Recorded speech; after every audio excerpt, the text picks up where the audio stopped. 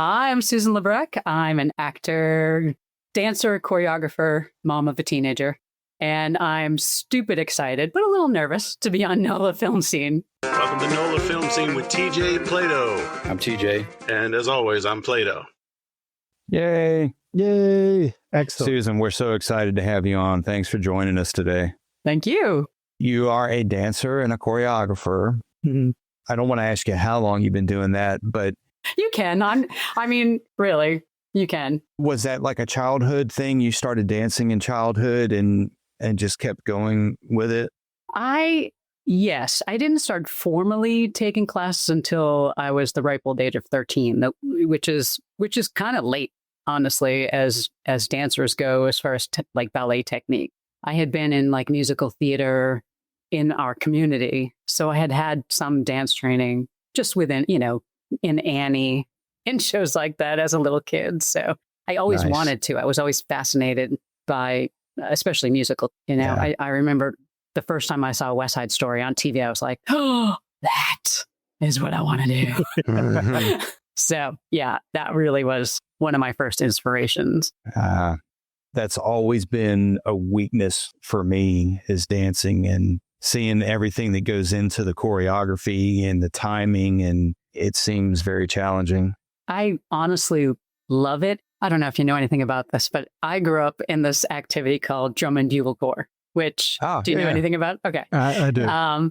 Starting at the age of 7. So I kind of had the best instructors in the area. I grew up in Boston, or right outside of Boston. And it was sort of the birthplace of all that. So like I had the most experienced choreographers and instructors. So I really was able to study how they did it and what they did and watch them and learn from them.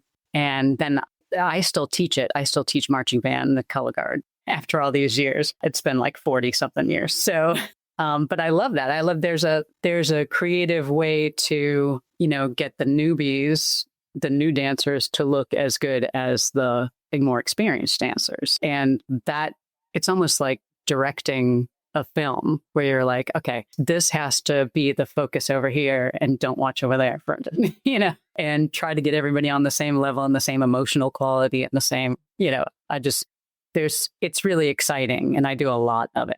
I teach a bunch of groups and then I teach 6 dance classes a week. I have 6 recital pieces and the Nutcracker, and there's a lot, but it's fun. My teenage daughter is in the Nutcracker. Oh, she good. goes to a place over in Hammond, and I think this is her 3rd year with that group doing that. And she didn't take a lot of dance growing up, didn't take a lot of ballet. She loves it, and she seems to be pretty good at it. She also does regular theater as well. Oh, good. It's just something to behold, especially a group as large as that, when there's 50 or 60 kids that come together and they're learning all of these routines. And some of them don't have ballet experience, but they still find things for them to be able to do. It's very fascinating to me to watch. We host the Nutcracker for the area. There's a couple in our area in Gulfport, Biloxi, but we have been, this is probably year 25, 26, somewhere around there. And so we have kids audition from other dance schools, and we try to find a place for everybody, whether they have, whether they're on point or not on point, whether they have a lot of experience or whether they're gymnasts at heart, really, and kind of plug them in everywhere and make sure everybody enjoys themselves, and too much rehearsal, because I know people are crazy busy. But what's your daughter's role? She is in, I think it's a dragon. She's one of the pieces of I think it's a dragon. Nice. Well, I'm going to be a braggy mom here for a second. My daughter is a senior, and she's Clara this year. Nice. Braggy mom. Go ahead. That's great. But she's a better dancer than I ever was. She just has such a love for it, that just makes her continue to strive for being better and better. And she wants to keep dancing, in college, probably not as a major. She wants to be a film major. Film dance, They go hand in hand. It's all real risky. Whatever. With the drum and bugle corps and the stuff that you teach, are you teaching the choreography of the band as they're, say, performing in an athletic event, or What do you teach them with that? I teach like the flags and the rifles and sabers and dancers. And there is usually an overall kind of stager or choreographer. And then you work within that. Or sometimes we'll work together and create a moment, so they get audience response or points or, if they're in competition. But usually there's a large staff of people and you just kind of work within what the show idea is and what you're given staging wise. So Gotcha.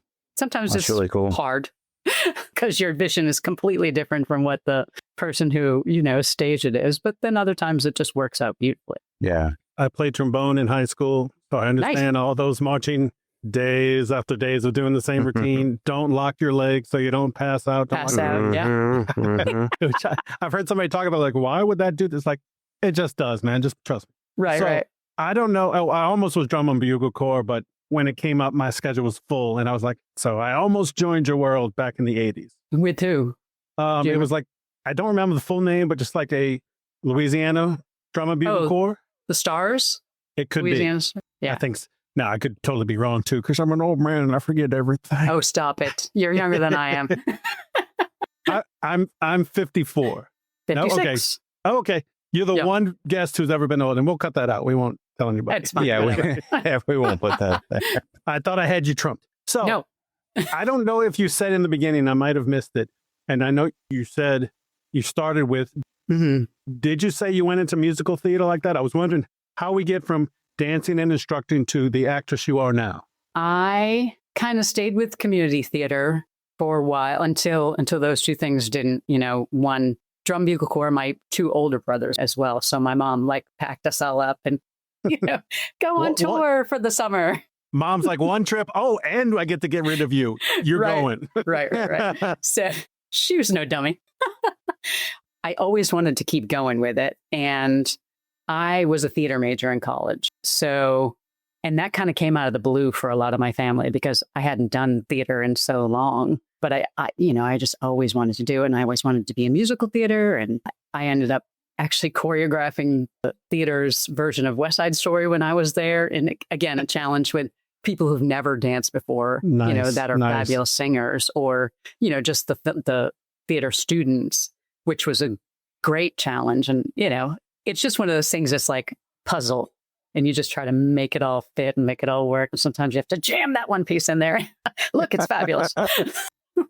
So after actually during college, then I went out into the Boston scene, film wise and commercial wise, did a few things. There was and still is a company called Boston Casting, and they were the nicest people and really kind of, you find those casting directors that they really, when they say they like you and they think of you, they really do like you and think of you and put you in places that you could never get in before. So right. That was a nice introduction into. So, and then after college, out to LA. I loved LA, but it is expensive and challenging. And luckily, I went out with 3 of my college friends. So we had, we had some support, people to talk to and support and, financial and emotional support. Yeah. Yeah. So while we had really great times, we had some really hard times, but I wouldn't change a thing. I'd love to eventually get back there in some capacity. Honestly, I just like the mountains and the water and the desert and this, and there's so much to do and see and Vegas. And I'm a Disney adult, so we've been to Disneyland once. Oh, nice. And I went to the Clerks 3 premiere out in LA. Yeah? So I've been there a couple of times. I don't want to move. It's wide open, but it felt claustrophobic on the streets to me. Maybe because of the mountains and everything's kind of up and it felt closer. So that's just my own. If they fly me out to do a project, traffic is hideous. Fly me out to do a project, even if it's a crappy hotel, and then send my butt home. That's what I want to do. Yeah. A lot of people have said, man, it has changed so much over the years, because I haven't been there in a long time. But, when you're of that formative age, I think I was like 22 or 23 and just ready to do it all. And I was teaching and choreographing and working with drum corps and color guard. And so I was driving everywhere and I was catering sets. So I got to, we were on the lot with Seinfeld and ER and Third Rock from the Sun. So I got, we got to meet a lot of people and it was kind of fun. when you're not part of the cast, but you're bringing them food, they tend to be nice to you. Yeah. So, I've always said you were crafty. Yeah. Oh, yeah. So crafty. Yeah. Always be nice to the people that handle your food. Exactly.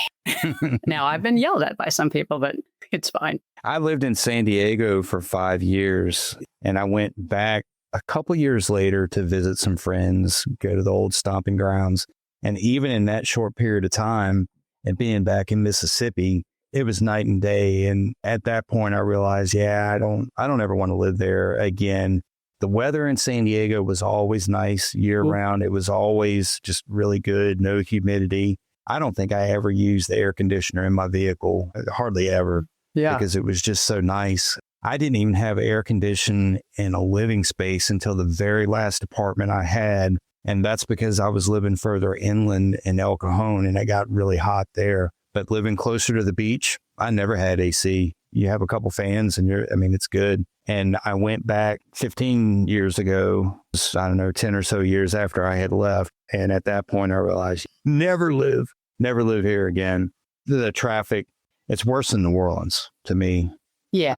I did learn really quickly, like how to get around without getting on the freeway and, all those back roads.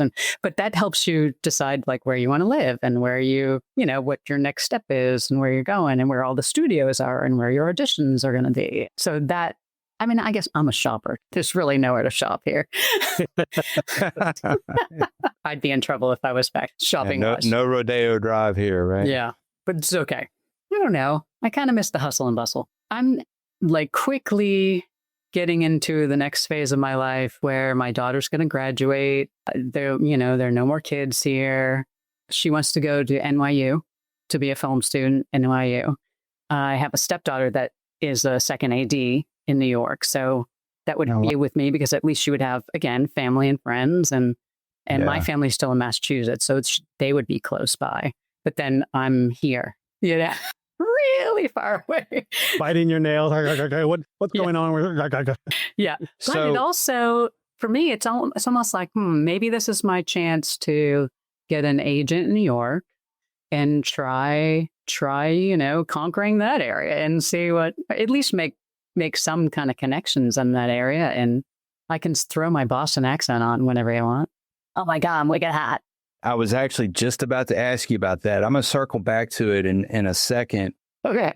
We had a guest on recently that Brian and I both are friends with from class, and she's a dancer, and she was from New York originally and moved back to New York and is doing a lot of musical theater up there. She gave us the ins and outs of what that's like, going to auditions when you're not part of equity and having to wait in line, hopefully to get seen. And we haven't really had someone that gave us a lot of insight of what the acting scene is like up there. To me, it feels like a very different world. There's a much bigger mix of people that are doing theater and film and television. Mm-hmm. My wife's late aunt lived in New York City, and she was in the theater scene for years up there, but she also did some film and television work. And there's a lot of opportunities up there. Mm-hmm. There's not much. No, I'm not going to go down that road. I think I'd be scared to live in New York. Just because I don't understand it, Yeah, for sure. I mean, I think it'd just be a matter of just getting used to the subway system and knowing where to go and where not to go, and just being aware. Because my stepdaughter's been there. Actually, both my stepdaughters have lived there at one point, and they're pretty good, pretty solid.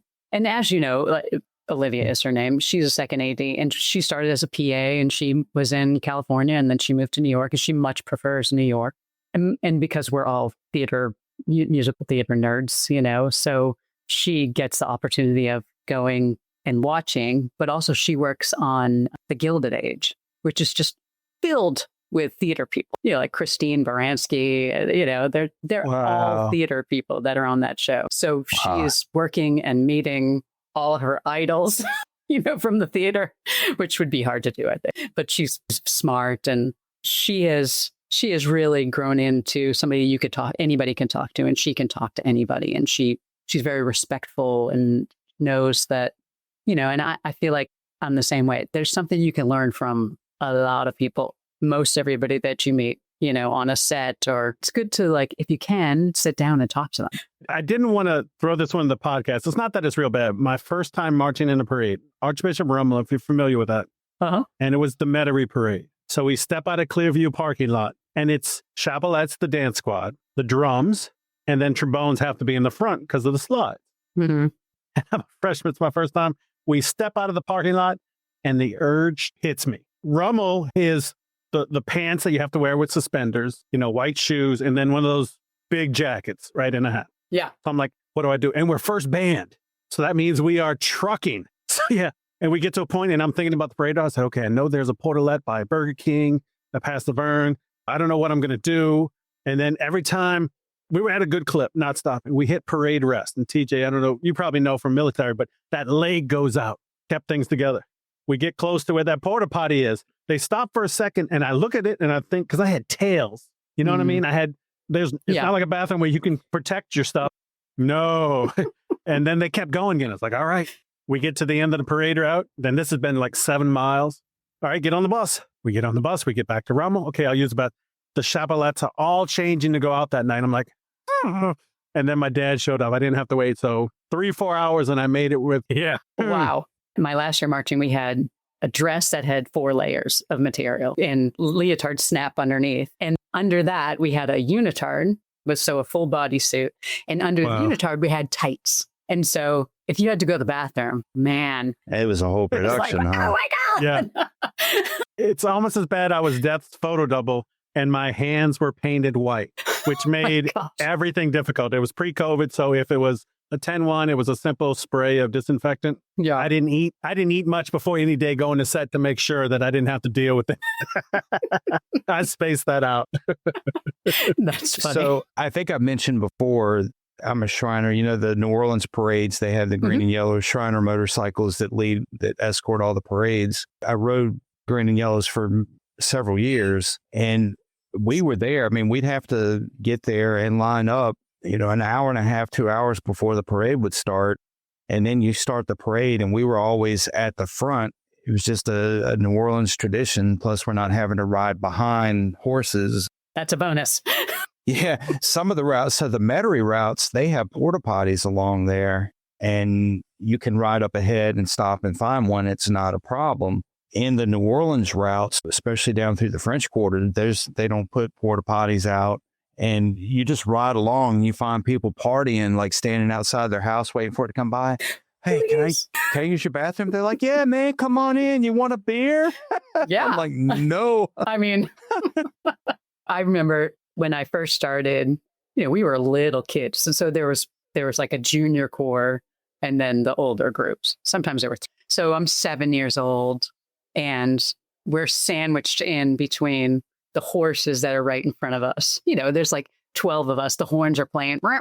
It's just a bunch of little tiny kids. And right behind us is this huge drum bugle corps that, they're just loud, and they're all like semi-professional players. And it's like, oh, stepping on the horse boo. It was crazy. And there were things like the Bunker Day Parade, which is Bunker Hill. And so, again, being a 7-year-old, going straight, it's like San Francisco. Okay. Oh, wow. We can make it. Yeah. And then going down. Again, oh, yeah. Yeah. And the drum beat would get faster because you were basically running down there. You can always tell an out-of-town band in a New Orleans parade because their tubas are not covered, which makes them targets for beads and doubloons and all the other stuff. Oh, yeah. Yeah. Coconuts, whatever that else, one you beer have to cans. Stop. Yeah. How much of a hassle is that if somebody gets a set of beads inside a tuba? I mean, is that like pull off to the side and do surgery to get it back going, or will one or it come two, out I easy? think they can go through with it. It might give you a little rattle. At the end of the parade, the guys had to turn their tubas, sousaphones to be technical, the ones that you wrap around yourself, the marching ones, and then we'd turn it upside down and start shaking. Yeah. Or even now, like take that top off. Yeah, the big part of the horn comes off. That's where it separates. So it'll get in all the grooves, and it's not good. Now, did you have a cover on your trombone? No. Only time you do that, it's called a mute. So at first, you've seen them hold with like a plunger, or there's something that sticks in, which gives you a different sound. Usually don't do that when you're marching. Gotcha. You know? And because you want of to trombone, project. No one ever threw it at me, but you have more mobility than a tuba. You know what I mean? Which is kind of fun. As a color guard person, I was mostly a rifle. And so, somebody would try to cross in front of you or cross through you, breaking ranks. You'd be like, oops, oh, sorry. Oh, yeah, no, don't. Why don't you wait? We had guys marching along with us, and God help the guys who tried to touch the chapelettes. Oh. You know what I mean? Oh, yeah. So they try to reach up and pinch the girls and all that stuff. And they might not have brought back that hand. You know what I mean? Yeah. They were hurting. Yeah. Somebody actually grabbed the tuba player, grabbed his butt. He didn't get beat too much, but hey, man, it's New Orleans and it's a parade and people are drinking. It's a friendly you gotta city. Be prepared. Yeah. Hey, how are you? Right. Well, I get it. Yeah. So there's some fantastic memories involved and some not so fantastic memories. But, I think anytime you can laugh about, I don't know, just adversity is always good. Because then you think, okay, that's not really a problem. Right. Those were just funny moments. We've gotten you from Boston to LA. Mm-hmm. How do we get you to Louisiana? How did you make it here? I married a Mississippi guy who also was in drum bugle corps. And when he aged out, he went the judge route. And he still teaches. He teaches a group that's from Wisconsin. But I was kind of guest choreographer in a bunch of different circuits. So I had a group in Canada. I had couple groups in Boston. I had a group in LA. I had a group in Fort Walton Beach, Florida. And I still teach there 30 plus years later.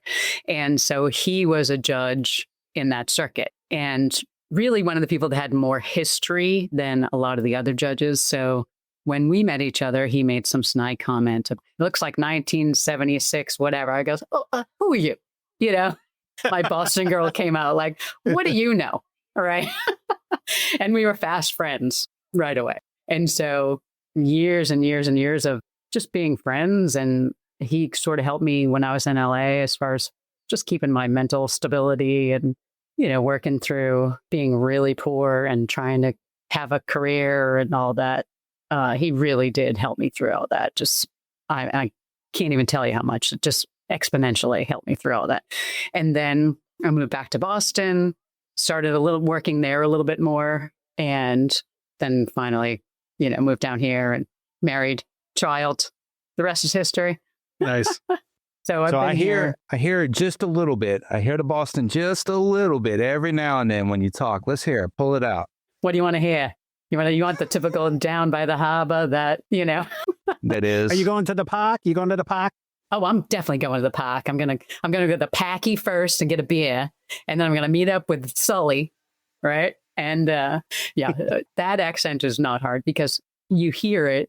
You hear some of it in New Orleans. Really, it's not quite. It's more Brooklyn and New Orleans, but that's kind of short, real quick accent. When I met Matt Carroll, I was like, oh my God, where are you from?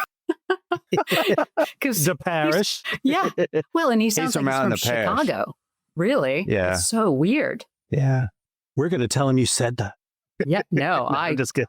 Let me have a moment for Matt Carroll because he is one of the most incredible people I've ever met, talent-wise. Like the way he cranks out a film, which is fully flushed out in a night. Some of those short films are incredible. The ones that you guys did, those were really, Thank you. Yeah. So I have only the highest praise for him. I just love him. He's fantastic. There you go. If you want to tell him that. I'll tell him. Yeah. And we just recorded with him. Oh, you did? Awesome. Yeah, just a couple of days ago or yesterday. And don't tell anybody. But it looks like the trailer for This Soldier's Heart will come out Monday. Really? Yeah. Mm-hmm. Yeah. Finally, the editor finally has a through line. So cross our fingers. And at least there's emotion. Yeah. You know what I mean? I just talked to a friend of mine. I did a movie called Death Trip, and I play 6 different characters. Wow. It was my first role in any movie, Saturday, March 14th, 2020. First line in his movie, first line in any movie, got it done. And then the world broke. Yeah. And then I was a cop. I was skinny and didn't have a beard. It's been so long, I play another cop with a beard. And we put glasses on to make sure people know, and I've been a clown. And wow. He is finally, it's just him. There's no budget. They are halfway done with the sound edit. And that was 2020. and we're almost done. You know what I mean? So yeah, there's motion, and then there's Soldier's Heart is doing good. So much of me is like I sort of lead with nerves a lot. When you said, the trailer going to come out, I'm like, oh my God, I'm nervous. But then but it subsides into totally excited about it. Shattered Justice, the one I did where I look like Fidel. They just released the trailer. They don't have any sound. They don't have any music, which always drives me crazy. And they're in Las Vegas at the film thing trying to sell it to get a distribution. So I'm with you. Like, did I make it? Oh, no. Yeah. Oh, they're going to sell it? And then Indigo, I saw a little bit of it because they had the premiere in Texas, and I play a evil businessman who's using the psychic. I've seen clips and I hate my... Oh, well... You know what I mean? But I haven't seen the full thing, so I'm holding off. So hypercritical of myself and no mercy, and the hell was I thinking? So I understand the nerves and everything. I get that. There are things that I've seen that I don't hate my performance, but I'm always like, I don't understand why they pulled that as opposed to, something that was a little bit more dramatic. I always feel like the stuff that gets out there is sort of flat. And it's all the things that you're told in class not to be, the one note. And so it's just interesting to me. I mean, always happy that I actually make it to because I've been cut by the best. Me too. And a little bit of sound bed to add to the drama takes your flatness and gives it that tweak, because you kind of sometimes want to be reserved, you know? And the director wants you. I did a student film for Tulane, and I'm on a porch, and the girl, she picks up nails out of potholes, and I pay her money. She has no money. The character's supposed to be gruff and then nice to her. So he wanted level. I said, I need to be meaner when you first see me. What do you want? Oh, no, we don't want that. And then I saw it, and it's flat. I'm like, did you listen to me? So you get... Yeah. But, sometimes, all the time, you have to go with their choice. But yes. But sometimes it makes more sense because, you're not the main character. And, you don't necessarily want to be the one that's, you'll be swell, you'll be great, Like, what is she doing? I always want that. They may not want it. Right. Yeah, of course. I luckily had, I worked on a student film for Loyola last week, and I love first, again, nervous to do something for the first time. And it was my first time doing like blood and getting stabbed. I got stabbed in the neck. If you know Kimberly Coburn, love her to death. She and I have done improv for years together. She talks more than me, but she also repeated herself. You know what I mean? Kept saying the same thing over and over. So I had to go through that episode with a fine-tooth razor and got it. And you know what I mean? And I got her labeled, and then if the thing is A, B, C, D, E, F, G, when I hit a button, it went A, F, C, D, like it was all, so I had to go back and piece through. But it came out very nice. I mean, her thoughts were great, and I love her to death. Some people you got to help, some people you don't. Yours is going to be fine. Yeah. Okay, yeah. So I was on this film. It's called Visage. It's Loyola Film Students. And Anne Mahoney, who I don't know personally, I just big admirer. And we know her. I listened to her. Okay, cool. Your podcast with her. And I've listened, great. With Brian's. And I find her fascinating. And again, somebody that you can just really learn from, even just listening to her speak. So she sent me a message and said, hey, I have these students. They need a mother character. Would you? Yes. It took me like 4 seconds. I can't hit the button fast enough. Right. Yeah. And then I found out Miles Doliak was going to be playing the father, who I don't really know. But again, I know what he's done. And, I respect him as an artist and as a teacher. And so. Another Mississippian. Yeah. And I was absolutely, I will do that. And I had a big, long scene with him that was just great. It was just so much, how it doesn't happen all the time, how you have those moments you're acting and you're like you can feel that. You can feel either the tension or the love or whatever is supposed to be happening. I had a blast. And then my daughter stabbed me in the neck. So that moment, I'm sure you've done all kinds of blood and stuff like that. Yeah. A little bit. A little bit? I'd never done anything like that. So I was so nervous because I know it's basically one and done. Once you get blood all over that white shirt, that's it. Yeah. You're screwed. So you better focus. So we did 100 rehearsals with the air spouting out. And, I'm like, can we do it again? Can we rehearse again? And the poor girl she was nervous too, I will say that. And then when we did it, it was just so great. Oh, I want to do that again. So I'm looking forward to the next time I get stabbed or shot or something like that on film. Yeah. I haven't done the spurting blood. I had a blood capsule and then I had green blood because I was a mutant cannibal from the future, but that's a whole nother story. Oh, nice. So I was thinking while we were talking and we're getting close to the end. So last question, no pressure. Pressure on me just to ask it. Listening to you talk and a little bit of knowledge I have about band, about directing and choreography and how to make that work. And then thinking about acting and breaking down a script. Mm-hmm. Can you compare and contrast how those, what does that spark? What does that hit your brain with that idea? Compare and contrast. I teach a bunch of different styles of dance. And so my love really is like contemporary and modern because there are no rules, there's, you could do whatever you want. And so it allows me to like be real physical to get the emotion across because you can't talk, you can't sing, you can't, it's like guttural. And I think breaking down the script, especially now I play a lot of doctors and lawyers. There's not a lot of, emotional highs and lows, but right. As I've gotten into my mid 50s, I've been lucky enough to get a little meatier roles. Like I did a short film a couple of years ago, The Dead Driver, and it was rough. I mean, it was so I was able to like put some of that physicality into and know that's how dance has helped me and choreography has helped me as an actor. I'm also very much a realist, and I've listened to a lot of casting people, a lot of actors, podcasts, and I've taken a lot of workshops. And I think the older I get, the more I go, I don't really subscribe to one technique or the other. I used to say, oh, Chubbuck is so, it's too much work. I kind of a lot of that recently. Yeah. I guess it's just my age and the roles that I'm getting, that it's almost easier to do all that replacement and put yourself in that situation. And that Dead Driver movie was it was hard, but it was because I have a teenage daughter. And the premise of that was me watching my teenage daughter die. And so that wasn't hard. That wasn't a stretch, as far as getting to that emotion. Yeah. Had like 2 days on set. So it was a little hard to maintain that. But when you have that right there, it was good. It was cathartic, honestly. Yeah. I didn't cry for a long time after that. Would you say the emotions getting to that point is like tightening a rubber band? Yeah. Seeing that we're cut, you're relaxed, you've purged it. Okay, we got to do it again. Now you got to find that rubber band. Yeah. There were a couple of times it felt like, okay, but Rachel was so great about letting me like step back. Okay, let me try that again because I didn't really care for that one. That's a lovely thing when they're not just like, oh, that's great, good, let's move on.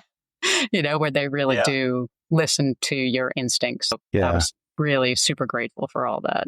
And I haven't had the chance to work with you yet. Listening to her describe her time budgeting, her schedule is superb.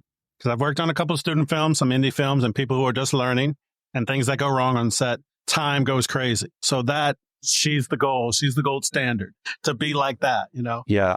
And a budget helps on that too. I don't know what she had, but I'm doing things with no budget. So obviously they're like trying to get everything done. And we dropped this. Yeah. We had a decent budget. It was a 22-minute film, but she was it really helps when the director's really organized and it's not like just a shot in the dark. Here, let's try it on this angle, instead of this is what I want. Here's I think you can get that for me. And we're going to do it 3 times, and if you're happy with it, we'll move on from there. If you're not happy, we'll do it one more time. Really, we didn't do like 17 hours. It was, I think the most was like 10. Yeah, that was one of the things that she mentioned when we were talking to her is that she tries to stick to that. She sets that goal. I like that. I like not being there just to be there. Be productive as much as you can while you're there. But after a certain point, everybody burns out. And I feel like productivity goes. Yeah. The whole project will suffer for it. Fortunately, I haven't had that experience where it's been long, miserable and shouldn't have happened the way it did, but I'm still coming up and learning and still doing pretty small projects. But so far it's been pretty great. Yeah. I just think the area, I love meeting new people in the area too, because there's a lot of young people that are doing really wonderful things too. It's family-ish. You know Matt, I know Matt, you know this person, I know that. And I don't think, I've really never run across anybody that I thought, ugh, I don't care for them. I just think it's a really nice family atmosphere anytime I've been on set. Yeah. That's me. Yeah. Yeah, there's one or two people who, I'm good, but mostly it's people who want to be there, who want to work, who are gracious, who are in that way my kind of people and nice, no divas, but we'll speak up and, hey, this might go better. Yeah. But we all, and we quote our 48, like we flowed in one direction, 7 or 8 people, and it was beautiful. So it felt like no wasted time at all. Moving. And yeah. That's brilliant, really. And like you say, Matt, when he starts writing, crazy. His time on set as a director behind the camera, after the writing is done, he still has that whole storyboard in his head of where he wants the scene to go. And he knows, and he just laser focused in on that scene and moves it forward. Yeah. Yeah. I think that's where a budget would help him, where we can get PAs and sound people and lighting people and have people doing the job around him. Or we did the 7 and 7. No, we did the Louisiana Film Prize up in Shreveport. And I went and broke down a set. I went and set up that. We need a crew so that things could flow. Yes, it's incredible. Yeah, but you would never know. I mean, the production value on all of those things that I've seen has been really pretty stellar. And that comes from creative people like you and knowing that, okay, this is what I have to do to make this, I do that with color guard all the time too. There's not a whole bunch of money. So we get the costumes that we can get that work, and we get we get the scenery, the backdrops and all that we can get that work. You just have to be flexible and make it happen. Exactly. A lot of things like that. Agreed. Susan, I don't know about TJ, but I have really enjoyed our time together. Without a doubt. Thank you. TJ I was looking forward to you coming on. Thank you. It was incredible. We were friends for about a year on social media.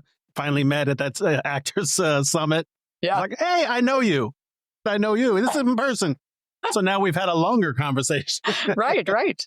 And I love that you take all the pictures. There's so many of us that are like, damn, I wish I took pictures. I don't understand that. My dad had a dark room outside, so pictures have always been part of my life, and it's just fun. You know what I mean? I didn't get to go to a premiere of one of my indie films and people took some pictures, but not one of them took a selfie. I'm like, what are you doing? Your life choices, what are they?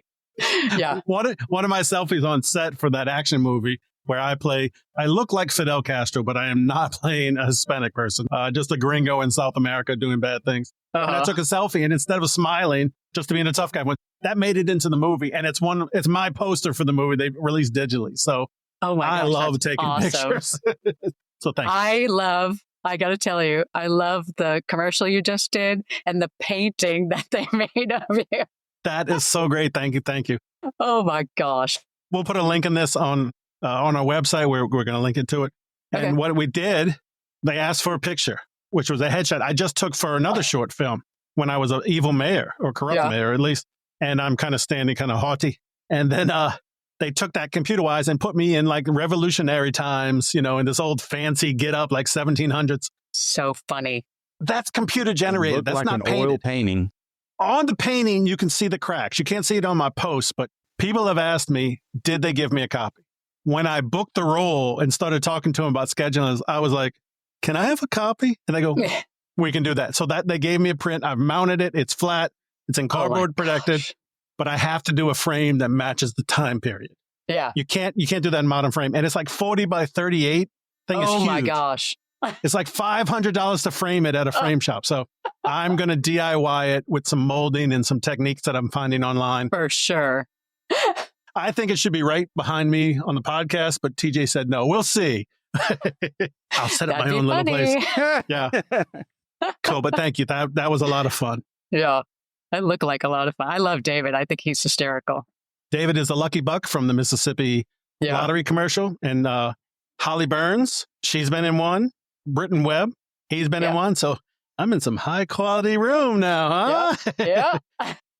And David was great. Yeah. Everybody, because I shared a few pictures with people like, you wanted to be in that costume. Yeah, I did. He did. Oh, very cool. Thank you very much. Right. Susan, thank you for joining us. Thank you. Thanks for having me. It was fun. Bye, buddy.